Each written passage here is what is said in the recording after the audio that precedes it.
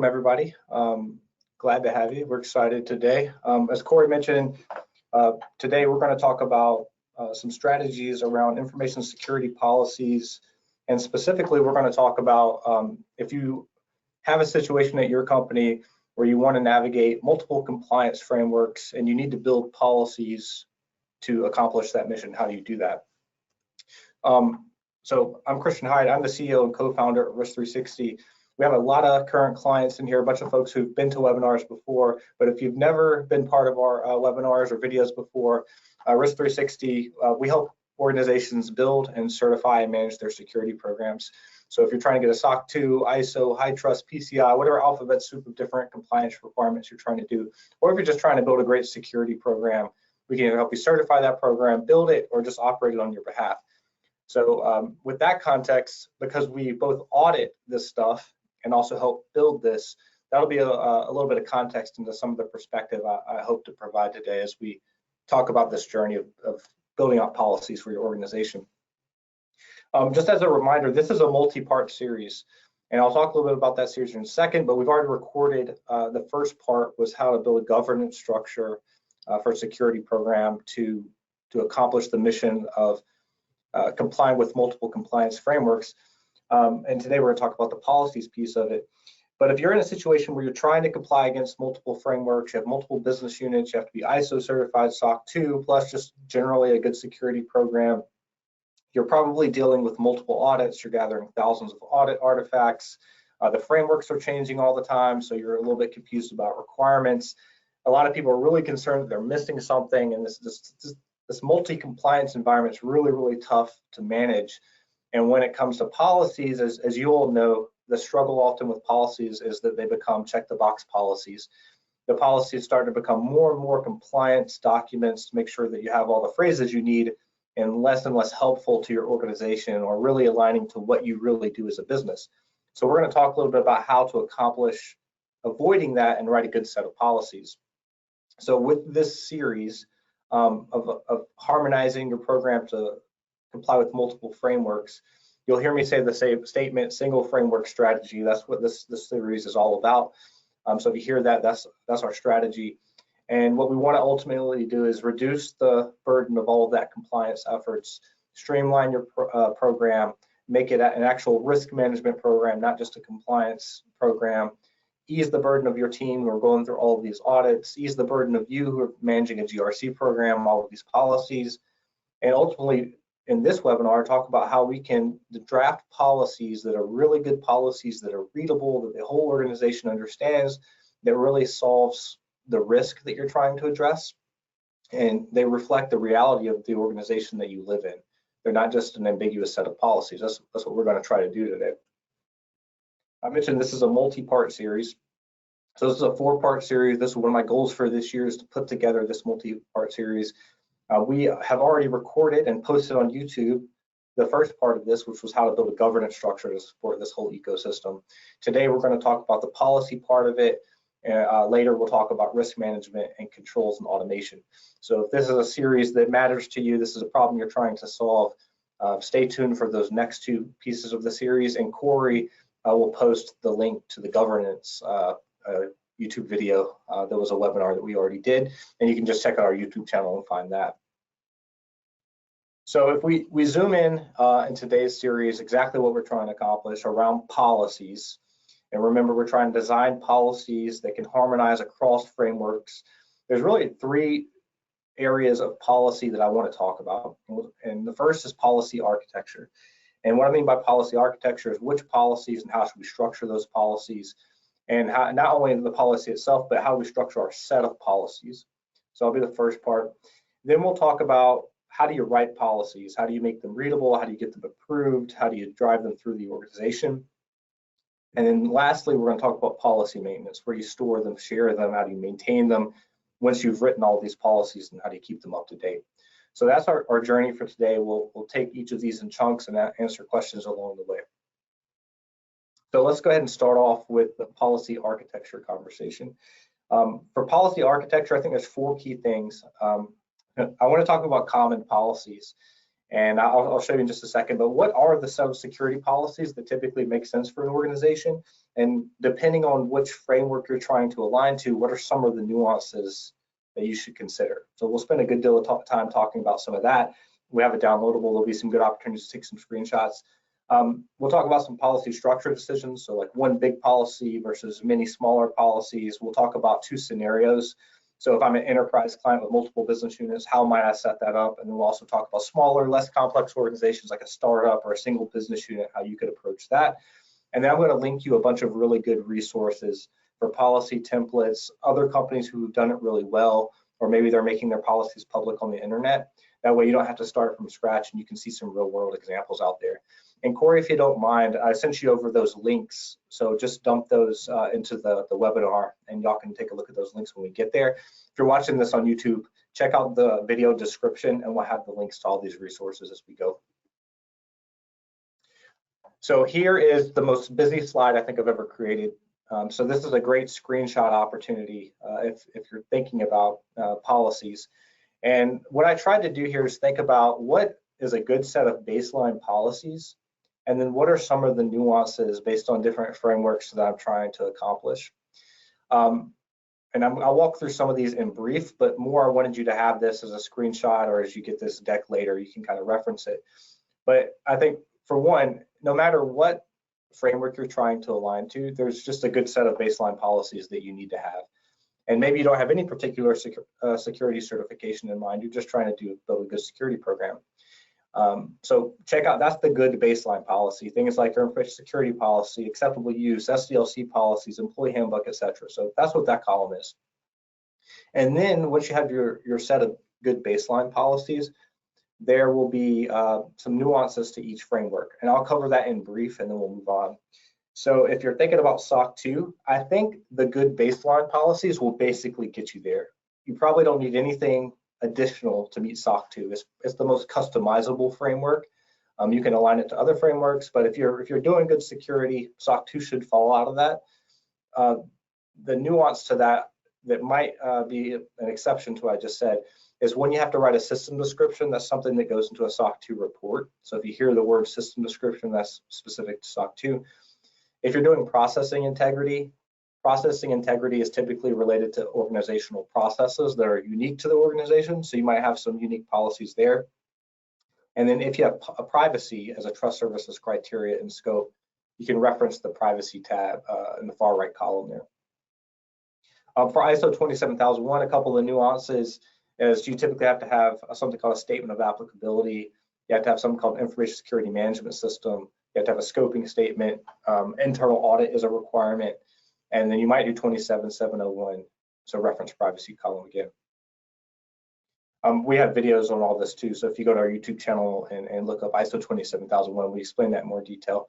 And then PCI, there's a lot of nuances because PCI is all about your scope, so you'll have your segmentation policy, pen test standards, ASV, and then you're going to have nuances because anything that touches the PCI environment, you're going to have a policy and procedure around. High Trust has some variants based on their E1, I1, R2. So again, I won't cover all of these in detail, but I wanted you to have this in one place so that you could take a screenshot of it and it'll be a good resource for you to sanity check. Do I have what I basically need to get through a security program and through some of these audits and align to some of these frameworks? So I'll move on from here, but reference this as we go. One thing I do want to point out, and I'll point this out throughout the entirety of this webinar today, is if we have a platform Phalanx GRC, and all of these templates that I'm going to reference throughout this whole presentation are available in that. About half the people who are joining us today already are in Phalanx or a Risk 360 customer, so I want to point that out so you know. We have a policy module in there, and there's policy templates. If you click show templates, you'll have these all organized, and you can have all of these templates that you can deploy. So as we go through this presentation, if Phalanx solves some of these problems, I'll just point it out briefly so that you know that it exists. If you've never been in Phalanx, that's our GRC platform at Risk 360. If you're a client, you probably have access to it, and it's a SaaS product we have. So if you're looking for great templates, you can go there. So look for the policies module. Second thing I want to talk about is some more strategic concepts. So I think whenever I'm designing policies for an organization, there's always some core structural decisions that we need to decide that often get overlooked, because I think what we typically do is we have a mission, we need a policy for that, we're going to write the policy because we need to be compliant or because our boss said we had to do it, or whatever the reason. But there's like some core stuff that we have to decide as a business to create a scalable, manageable, systematic policy program. And the first thing is defining policy versus procedure versus work instructions, or whatever terms you want to use. So we'll talk about that. The second thing that we're going to decide is, do you want one big policy, like one big information security policy with a lot of sections, or do you want 50 smaller policies? And we'll talk about when each of those are appropriate. Then I want to talk about accountability, like corporate shared services versus business unit responsibility versus your specific department, who owns what, and we'll cover all of that. So these are three big strategic decisions that if you're in charge of managing policies, you need to decide. So first, I talked about what do you call stuff, and that's an important decision, because every time when I go into an organization, there's often a lot of confusion about what is a policy versus what's a procedure versus this is in my wiki and it lives in Confluence and it's kind of detailed instructions. The words that I use and that I think I see most commonly at organizations is policy, procedure, and work instructions. So this might be what's tripping up your organization, especially the difference between a policy and procedure and the difference between a procedure and work instruction. So at your organization, make sure that you're defining what these things are and who owns them, so everyone has a common set of vocabulary to work through this process. So a policy is like that high-level vision statement. It really just tells you what the organization's intent is, so that management's articulate, this is what I intend you to do, but the how that you do it is, you have a little more flexibility. Policy usually comes from the corporate level, but it just defines those acceptable rules of behavior. It's your highest level type of written document, your policy. Next is your procedure. It's more detailed. It's often step-by-step instructions. It's almost a task list of how you would go about meeting that policy. And then work instructions are the very specific steps in how you would execute on the procedures. And I'm going to dive into these as we go through this presentation in a little bit more detail, but I want you to have this as a baseline and think about for your own organization that if you haven't done this yet, you need to define what these are so everyone's operating off the same playbook, using the same language, and can more easily get through policy ratification processes. And I'll use these terms as we go through, so just heads up. The second strategic decision that I would encourage you to think through is, do you do one big policy, so like one 50-page information security policy, or do you do a lot of shorter policies that are, a couple pages in length? I think that frankly there are use cases for both, but almost always my preference is the one big policy. And that's reflected earlier when I showed you the baseline policies, that I went with that. So typically there's one larger information security policy, and then there's smaller policies that might be specific, and then specific procedures. The reason I like to go with that is because I think it better matches the organizational structure. So like corporate might have the information security policy and departments would have procedures. So I think it's just generally easier to manage.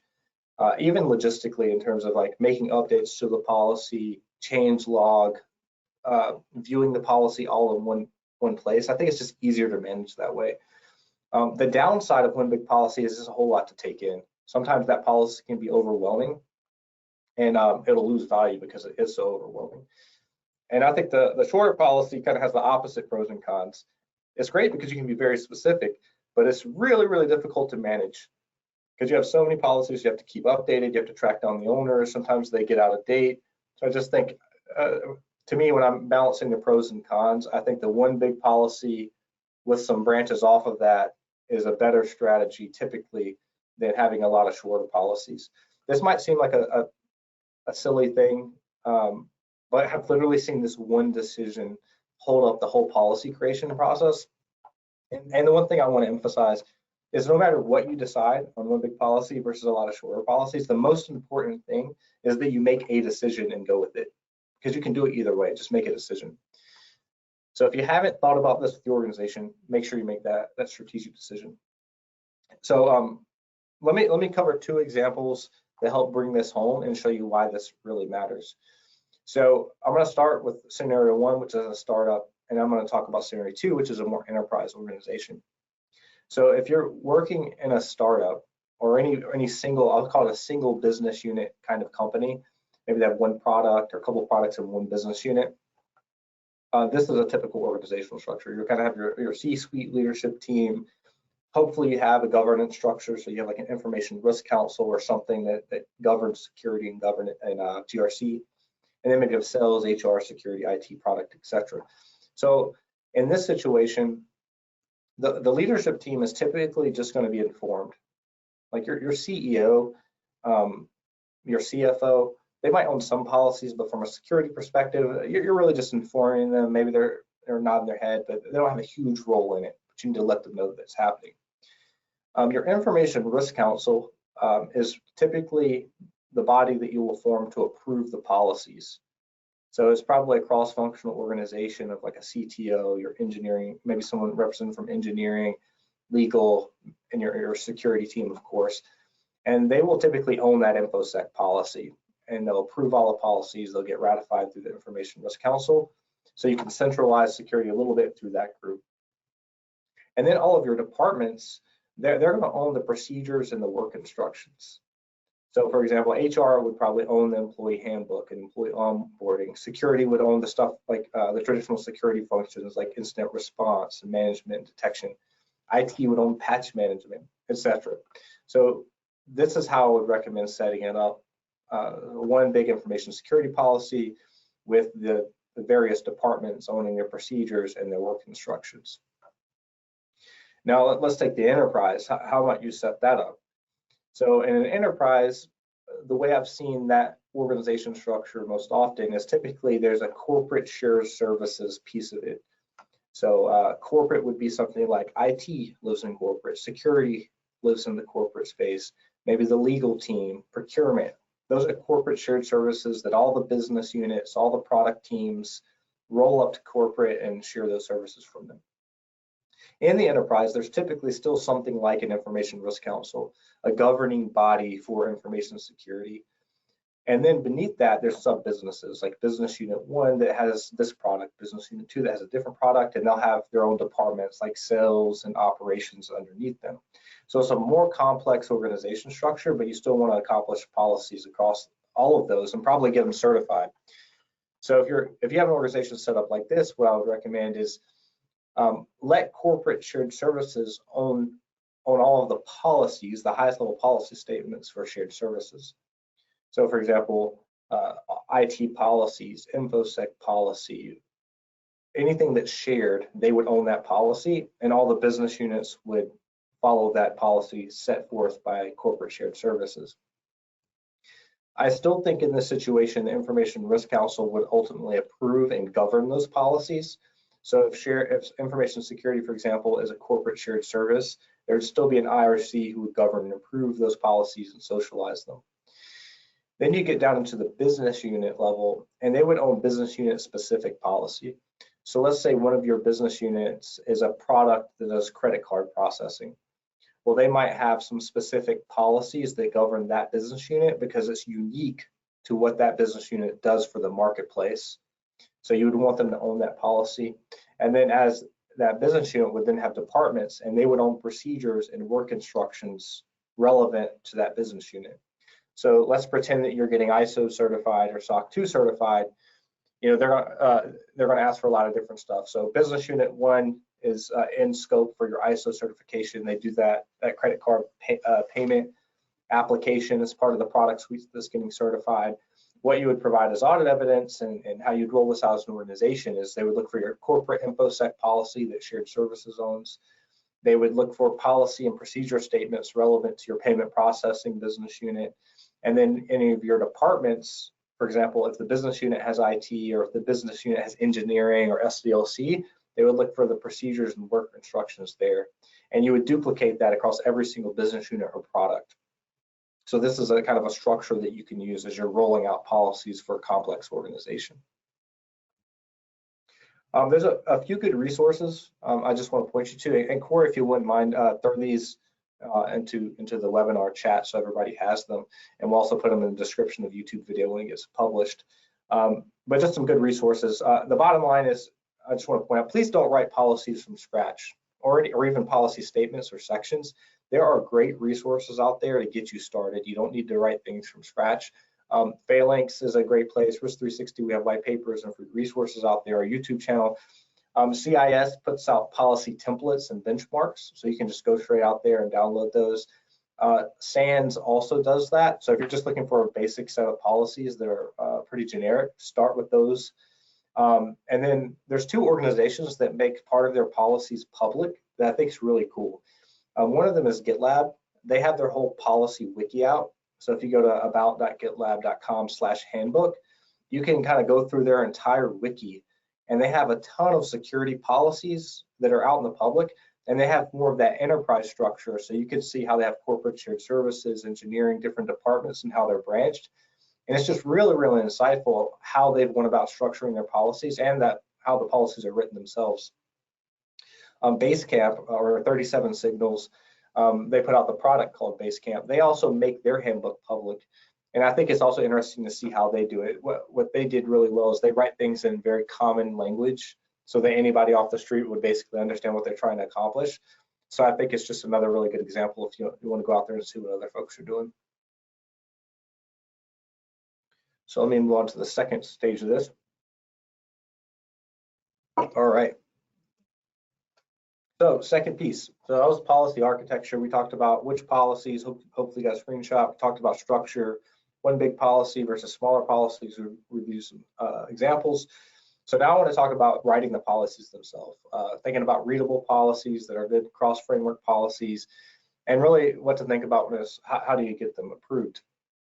So two really, really important things is I want to talk about how do we get clear on the roles, like who owns the policy, who writes the policy, who gets approved, who owns the risk, that kind of thing. And I want to talk about organizational change and how to get policies approved.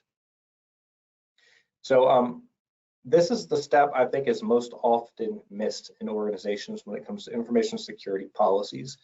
As a security professional or the GRC professional at your organization, often we take on the burden of policy ownership in terms of we're writing the policy, we're shepherding it through to get approved, we're the central point of contact to deal with anyone who has complaints about how the policy is written, and we're actually logging into the policy and writing that. So we really feel as a security or GRC professional that we're responsible and accountable for those policies. And ultimately, it's probably part of our job to help the organization get certified or to explain to customers or to management why the policy is the way it is. So naturally, we take responsibility and accountability for that. But we feel like we're there, but that's typically not actually our role. We're not responsible for actually putting pen to paper and writing the policy, and we're certainly not accountable for the consequences of the policy being inaccurate or someone not following the policy. Just because that's not our job. Like, for example, we can't write the engineering team's SDLC policy. They own that process, they own that policy, they know how it should be done, so they're responsible and accountable for it. Similarly, we can't really write the InfoSec policy. Probably the CISO or someone in security owns that policy. They need to have a heavy hand in writing it, taking ownership of it, and being accountable for its accuracy. We're definitely a guide, but that's not often our responsibility. And if it is, if you're a security leader or something, maybe it is. We'll talk about specifically who owns what in a second, but just keep that in mind. Often you don't own it. You certainly don't own all the policies. Maybe you own a couple of them, but you don't own all the policies. Most often where we sit as a GRC leader or a security practitioner is consulted. We kind of know how the policy should look. We've seen other good policies. We have a feeling for what should be in there. And maybe we're helping write part of it, but really we're an accountability partner that's consulted and advised on how the policy should look. And that will come as news. Like you've all been internal stakeholders, and your CISO or your IT team or whoever it is says, hey, go write me this policy. SOC 2 or ISO says we have to have a policy, please write it. And you do that, you take ownership and accountability of it, but really the proper person to own that is the person who owns the function. So it takes a hard conversation and some clarity for you to say, wait a second, Mr. Security Leader, or Mrs. Security Leader, Mrs. Engineer, this is actually your policy. I could be a guide for you. I'd be happy to help consult on this, but I need you to take ownership of it. That's a really important conversation that needs to happen that I often see skipped in the policy development process, because what we find is we're so anxious to get through the mission to implement the program that we just do it because we want it to happen fast. But I would encourage you to really think about roles and how that's going to impact organizational change. And later on, once they're ratified, how it's going to impact implementation, holding people accountable to those policies, the accuracy of the policy, and change control as you keep those policies up to date year over year. So what is your role and who owns other stuff? So here's a couple examples. If you're GRC or security, most likely for most policies, you're an accountability partner. You'll probably help track down templates. You might help with a common structure to make sure all the policies have a common structure. Like I said, giving examples. Most of all, you're probably helping the person who's actually never written a policy feel confident that what they're writing is okay. You're doing some QA. But like I said, almost always you're consulted, you're not the owner, with a couple exceptions. So if you're in GRC security, you might own, for example, you might be responsible for actually writing maybe the risk management policy, risk assessment, or the IRC charter. If you're in security, you probably own the InfoSec or the vulnerability management, incident response detection, etc. But you don't own, for example, the patch management policy. You don't own the SDLC or the change management policy. You don't own the employee handbook. Those are things that you're gonna have to reach across the table and advise on, be in the consulted column, and help folks out. And it's also going to be nuanced. If you're a GRC professional or a security professional, those are different disciplines. Often those get conflated where you're security / GRC, but who owns what with that? Like, for example, if you're in security, do you own the risk management policy, or does the GRC team own the risk management policy, and vice versa? So if you're in one of those situations where you're not really sure if you're on the security team or if you're on the GRC team, or maybe they've conflated the roles and you're both, you'll have to, within that discipline, decide who owns what. So absolutely critical to think through roles and responsibilities for all the policies. So how do you do that? So that's where this template comes into play. So we have a roles and responsibilities template for all the typical functions for security in GRC. And I would highly encourage you to download this template and start working through every single function in your security and GRC organization, and think through who's responsible, accountable, consulted, informed. This is one of those exercises that people find tedious or they don't see the value in doing. It feels like an administrative task, but the reality is this adds a ton of clarity on who you need to work with in the organization to drive organizational change. And it's important that you get buy-in from your leadership that it's accurate. That way, if you have a patch management policy, let's say, you can go to your CIO or the director of IT and with confidence explain to them that they own that policy, they need to update it, they have certain responsibilities and obligations to keep that policy update, and you have it all in your RACI diagram. Also, when you have employee turnover, let's say you have key members of your security or IT team leave, well, once you pull up that RACI diagram, it'll make clear, well, now I have gaps, someone needs to backfill them, and I need to assign a new owner so that we can maintain ownership of those policies. This is a powerful tool that if you're an analyst or a manager or something and you're feeling weird about creating this, I promise you that your leadership team will greatly appreciate the clarity of knowing who owns what and having that all in one place. So bottom line is download this, this template, and it'll help you to accomplish everything we just talked about. There's also some art to getting policies approved. I've seen it happen a couple ways. Some organizations, there's really no formal approval process. It's kind of like email it out to all the different people who haven't looked at it in the last year, and get them to over email validate that they're still good with the policy. And it very much becomes an administrative check the box. They probably didn't actually read the policy. And the reason that often happens is because we didn't go through the last exercise of defining roles and responsibilities and doing the hard part and having hard conversations and making it clear who owns what. So you take on too much ownership and accountability, and review becomes an administrative thing. But you need to do the practical organizational change part of it. Have the hard conversations, complete that RACI diagram, make sure you have the roles right, have all the meetings before the meetings where you're socializing the change, helping people QA these documents. and you're standardizing the QA and the change control process. I've seen standardization of the QA process happen a few ways. Sometimes it's really simple. Sometimes you can have a SharePoint repo that you're checking documents in and out of, and you're change controlling them that way. I've seen it done well in Google Drive, where you're tracking all the little changes in Google Drive. It can make sure access control is appropriate, so only the appropriate people can edit it. I've seen formal policy wikis, like something in Jira or Confluence or something similar to that, where you're doing a wiki style. All that is fine. But whatever the process, you need to document that process and make sure it's widely understood by all. So sometimes I think we tend to think that writing the policy is where all the work is. That's actually the easy part. Writing the policy is not that hard. What is hard is making sure that everyone understands that they own those policies, they take them seriously, they understand how it impacts the organization, that they implement them, and they take ownership of it.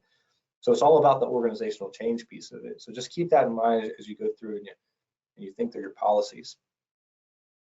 One thing I want to point out too, I mentioned I would do this, is if you're using Phalanx or you're thinking about a platform to do this, don't forget that the policies module in Phalanx has all of these features to assign owners, assign collaborators, get a policy acknowledgement, manage versions, get a change control history, all that kind of stuff in there. So if you go to the policies module and you click on a policy, it'll open up a right sidecar and you'll have all that information.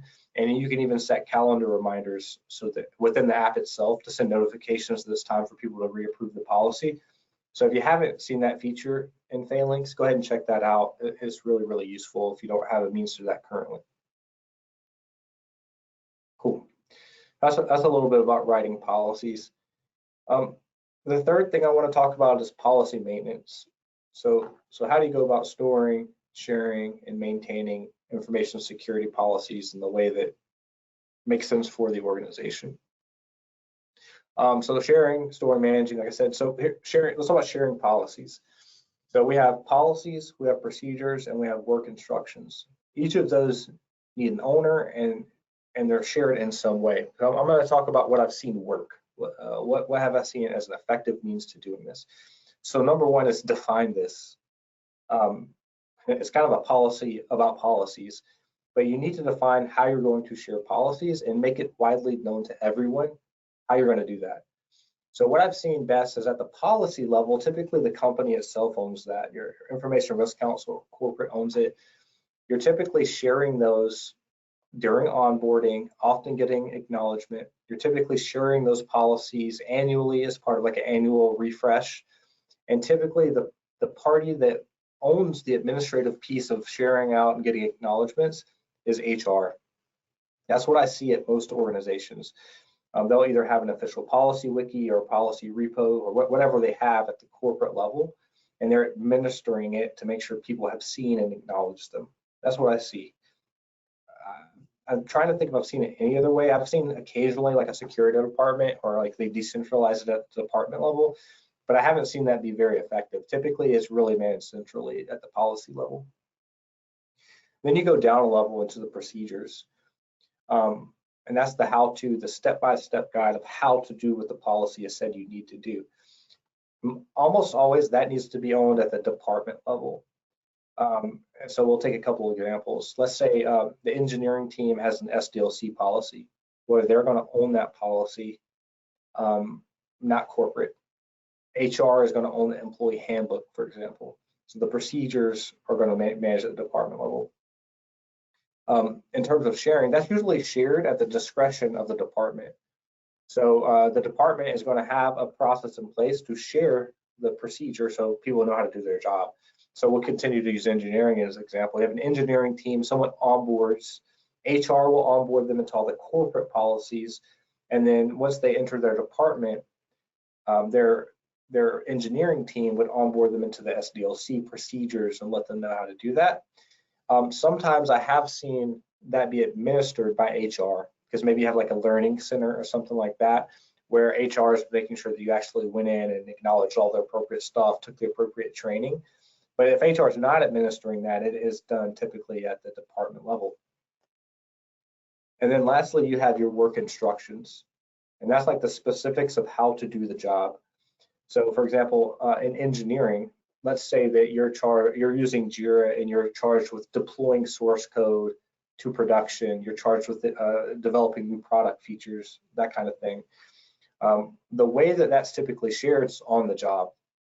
So the manager is going to say, hey, look, the way we do deployments, our standard naming conventions for products and syntax for our language is as follows. They would do that training on the job by the subject matter expert, by the manager or the subject matter expert, and they would share that, somewhere appropriate. So think about your policy sharing process and make sure that across the organization, people are doing that fairly consistently. And when you go to get certified, you'll know that, okay, policy lives at the company level, procedures are my department, and then work instructions, if you need to get those, are at the SME level. That's a way to think about organizing it, and also thinking about what you own versus what the rest of the organization owns. When it comes to storing policies, so on the policy storing front, where do they live? So we'll take policy. I think policy, like I said, is owned by the company. It's typically stored in an official policy repo, usually widely available. That's a SharePoint site, a company wiki, maybe Phalanx if you're using Phalanx. The procedures are a little different.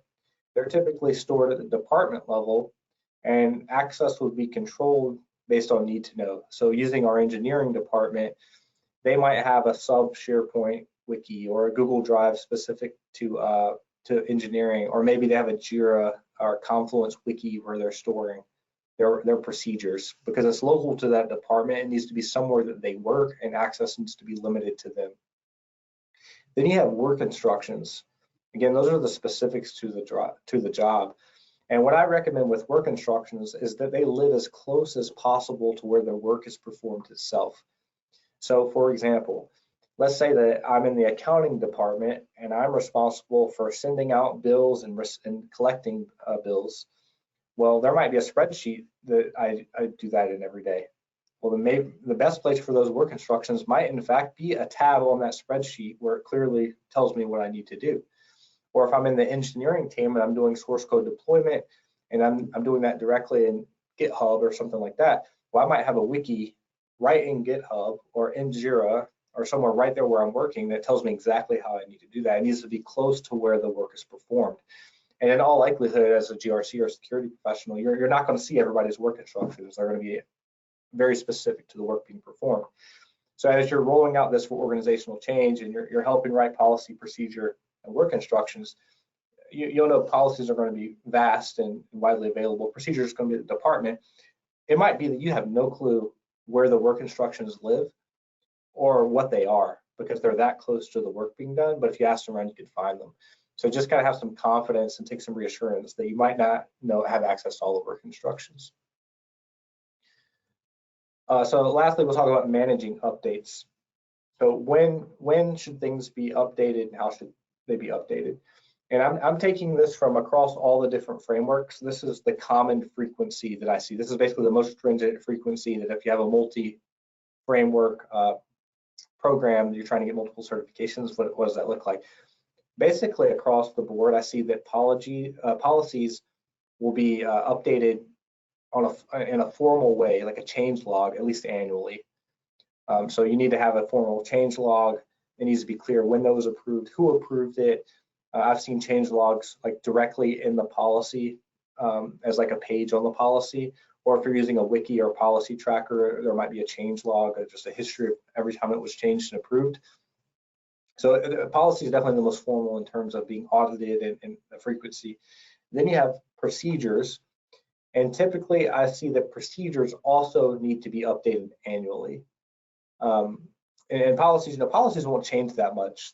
There won't be huge changes. Maybe there's a couple of philosophical things that will change, but procedures probably will update fairly frequently, just practically, like the way you do something might change from time to time. So those will practically change probably more than annually, but formally you should change or update them at least annually, just like policies with a change log, making it clear. It's probably going to be someone at the department level that's change logging procedures. For example, they don't have to roll up to the IRC it can probably be like the CTO has the authority to update the SDLC policy. It doesn't have to go all the way to like a governing body typically. And then lastly, you have your work instructions. I would say those are going to update fairly frequently. Anytime there's a change, they're your most accurate step-by-step thing. What I would recommend as a manager though, and this isn't a compliance requirement, I haven't seen any compliance requirements that specifically state a frequency. They usually say the work instructions just need to be changed when the process changes. I do recommend at least an annual review and refresh though, because if you're a manager of a process, like for example, the SDLC in engineering, in all likelihood during that year, they probably implemented a new process, a new tool, some additional QA or whatever it might be. So the work instructions just tend to get out of date because those processes change from time to time. So as a QA function, I would recommend just like glancing at those at least annually to make sure they're still accurate. They're typically going to be updated at the discretion of the subject matter expert. So the person doing the work is authorized to make those changes. And usually the changes are informal in real time. Like they may not have to roll it up to the CTO and definitely not to a governance committee to make those changes. They're just practically making those changes when it makes sense. And most audits, like a SOC 2 audit or ISO audit, it doesn't require a formal change log of work instructions because those are really the granular level things of how you would be doing things. So decide all this stuff. So if you haven't done this, think about how you're storing policies, think about how you're going to manage them, make sure it's widely known, and then how you're going to manage updates and share them out. I do recommend a policy about how you're going to manage policies, which sounds kind of funny, but you can take all this information that I just shared and create like a how-to guide for your whole team so everybody's on the same page about what the policy strategy is going to be. Again, I've mentioned this a few times. When it comes to sharing, storing, and managing updates, all of that capability is in Phalanx. You can set reminders, you can create calendar events within the platform, you can get Slack notifications when it's time to update policies. You can share policies with your whole organization, all via Phalanx. So if you're looking for a solution to do that, Phalanx is a good option to do that. So that's it for today. So just a quick recap, and then I want to talk about some resources and then what's next. So we talked all about policies today. We talked about how to harmonize those policies to think about multi-framework strategy. Talked a little bit about policy architecture. I gave you a good list of policies. I hope you took a screenshot of that or you get the slide deck later. Talked about one big policy versus many, some of the best practices for that. We did talk about writing policies. So in that section, we talked a lot about make sure you define your roles. Corey put the roles and responsibilities RACI chart in there, or you can download it off our website. Then we talked about how to get that approved. What's the process to get policies approved and manage change? Then we talked about after you do all that, how do you maintain those policies? And we talked about some strategies for defining, storing, sharing, and maintaining them. So take all of this information, think about how you want to roll that out in your organization, create a policy around it, and I think it'll take you a long way to create that single framework strategy that you want to create. So just a quick reminder on the series as well. We talked about governance in our first series. There's a video already out there on that. We just talked about policies, but next up is I think one of the most important things that we'll talk about when it comes to a single framework strategy. We're going to talk about your risk management program. And that's going to include things like setting up an IRC. It's going to talk about doing a risk assessment. How do you intake risk and turn them into something actionable and then solve that? So all about risk management. We'll talk about the different risk management type of requirements across frameworks, because every single security framework talks about risk assessment and risk management. Some of them have some nuance, and we're going to walk through some of those nuance and hopefully give you a strategy and a risk assessment process that will be your one strategy to rule them all, where you can go accomplish the single framework strategy with that. And later this year, we're also going to talk about controls mapping, and opportunities for automation and how Phalanx supports some of that. So there'll be some good information to come. Keep a lookout on that on social media and email. 2 more resources. If you want to know all about single framework strategy, download this white paper. Corey can throw that in the chat, or you can look at the link in the description and download that. We lay out the strategy and the different elements of the strategy, things you need to think back to. We link back to resources, so you have everything in one place. Highly recommend it. And then lastly, if you want to check out Phalanx CRC, we do have a free trial where you can hop in there, test drive it, see if the features work out for you. Ross on our team is happy to do that, give you demos, and we'd appreciate it if you need that kind of solution. So I will pause here. We have plenty of time for questions. Corey, do you maybe want to open it up for questions, and I can knock those out? Yeah, so if anyone has any questions, please feel free to ask them now. We've had a couple come through during the webinar that might have been covered, but I'll just go ahead and ask them already. Okay. So what are the key elements that should be included in that comprehensive security policy discussed to ensure compliance with regulations and standards across different frameworks? Yep, I'll go to that one because I'm sure there's going to be some questions about this one. So the question is, what goes in your information security policy? So I think there's two good ways to think about an information security policy. Well, really three. One, download a template. Do not start like from scratch with information security policy. There's some great templates out there. They all look about the same. Phalanx GRC has a template right in there. I think it's a great one. What most of the information security policies do is they go ahead and align to a framework. And I think that's a good place to start. My favorite template aligns to ISO 27001. I find it very comprehensive and readable. I've also seen frameworks or information security policies that align to something like NIST as a starting point. I think those are two really good options. I also like CIS's starting point. And they're often framework based. They just cover all the standard information security pillars. I think that's a great place to start. Then you're gonna have to think about the specific nuances based on regulation or compliance requirement. That's where this slide might be helpful. So like, for example, in SOC 2, you might have to think about processing integrity stuff. For ISO, you're gonna have to think about statement of applicability or whatever it might require, so on and so forth. GDPR is gonna have a bunch of privacy stuff. So that is where the nuance happens. I think this slide is a good starting point, but I wouldn't get too hung up on the specific regulatory pieces of it. Start with your baseline security policy, and then it will grow as you see those regulations and you interpret them. Maybe this slide's a good starting point, though. Okay, so our next question is... Let me add one more thing. Sorry, this is important. Also, I don't know who asked that question, but it's probably not your job to know every regulation that needs to be in the policy. That is a crowdsourced initiative, probably part of your information risk council, where people have to have a forum to bring those new requirements to you so that you can integrate them into the information security policy. So for example, when GDPR came out, you might have a privacy or a legal team that identified that as a net new requirement. They should bring those to you and you help integrate them in a way that makes sense. CMMC is coming out, ISO just updated, PCI. So whoever the stakeholder is that owns those relevant things need a space and a forum to bring those challenges to the policy owner so you can integrate them. So it could be that you're falling in that roles trap where you think you're accountable and responsible for knowing all of that, but instead you need to create the forum so the subject matter experts can know to bring that to you. So just consider that if that's applicable to you. Okay. All right, so we have had several come in. So since we started, you guys feel free to please ask us questions. So the next one is, how should one approach while creating governance model for a startup? Which framework should we be following? Okay, so if I'm a startup, I'll go to my example here. So if you're a startup, this is a good model for you. We have a whole, watch the last video on governance structure. It's in YouTube.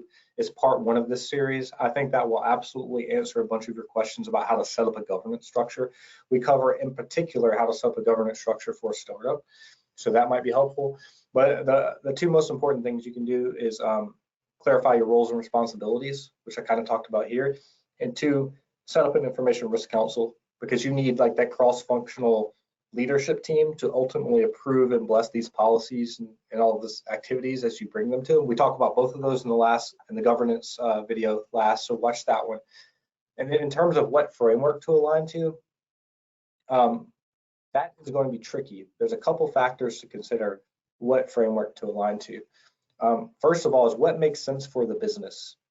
And what I mean by that is based on your industry, your certification requirements, the geography that you live in, the type of business you are, like are you a payment processor versus healthcare, that will probably dictate what framework makes most sense for you to align to. Because there's a set of business requirements that you need to flesh out and then pick a framework that best satisfies those business requirements. So for example, if you're a healthcare tech company and you gather a ton of healthcare data, it might make sense to you to consider HIPAA and the NIST framework that maps to HIPAA. If you're an international company or your customers are consistently asking for ISO 27001, maybe that's a better framework to align to. If you don't really have a requirement and you're just looking for a set of best practices, my two personal there's three that really make sense and two that are my favorites. One, I love ISO 27001. I like it because it conceptually makes sense to me. You can also get certified against ISO 27001, so I like it. The second one would be CIS Top 18. I think it's just a very practical framework that maps back to a lot of different stuff that's actionable. You can't get certified against it, but it's still a really good framework. And then NIST Cybersecurity Framework is another really good one. I like that because, again, it is practical. There's tons of resources out there. It's also a common language. A lot of people will understand that one. So those are three that I would consider. SOC 2 is probably the first certification that you're going to be asked for, but you can't really build a security program or governance structure around SOC 2. SOC 2 is meant to be flexible, so it's going to inherit whatever you've already built. So it's not something you can really do that with. So that's my opinion. Okay, so, all right, what would you suggest to be, all right, reading through it and have to, all right, what do you suggest needs to be part of your risk council at your company, and how long should it be before you set up a risk council at your company? So I cover that in depth in the governance video. The last video I did, it was part one of the series. I'm going to reference that one again. I'll also answer the question, but please go watch that video. I think we talk all about risk councils. In terms of, let me answer your second question first, which was how long until you can establish that function? Well, that's going to depend because you're going to have to go through a process of organizational change to socialize it internally to get people to buy in to be a part of that. So, and I'll talk, if you watch the other video, I talk about writing an information risk council charter. I'll talk about how to socialize that change and get people on board with the idea and them understanding why they would need to be part of such a thing and the value of being part of it and how to host good meetings around that.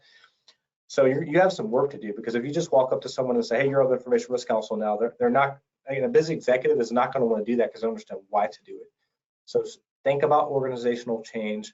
And as fast as you can make the organizational change, that's how fast you should form an information risk council. It's foundational to your security program.